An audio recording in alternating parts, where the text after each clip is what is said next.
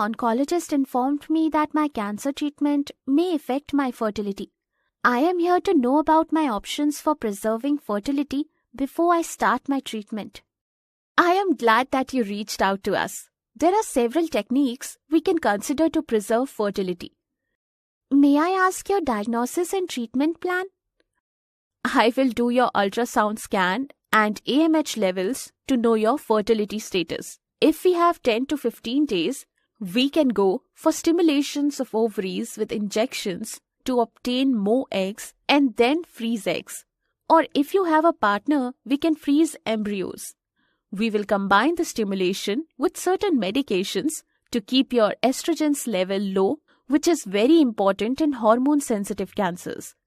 The whole treatment will require 10 to 15 days. If you would not have had time, the best option would have been to go for ovarian tissue cryopreservation. This is an outpatient surgical procedure where we would take strips of your ovarian tissue via keyhole surgery called laparoscopy. We will process the ovarian tissue and then freeze it. After treatment is complete and you have had 1 to 2 years of disease-free period, we would then transplant these strips back into your body at the position of your ovaries. The chance of pregnancy after transfer of embryos is about 40%, and that with ovarian tissue transplant varies from 40 to 60%.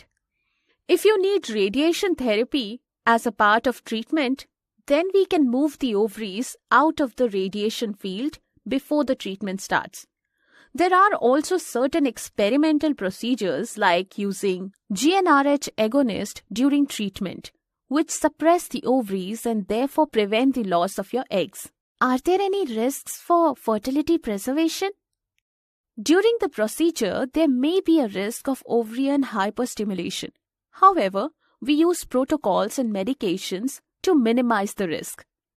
Will the procedure to preserve my fertility increases the risk of my cancer recurrence or affect my child? There is no detectable increased risk of disease recurrence with most fertility preservation methods, as well as pregnancy, even in hormonally sensitive tumors.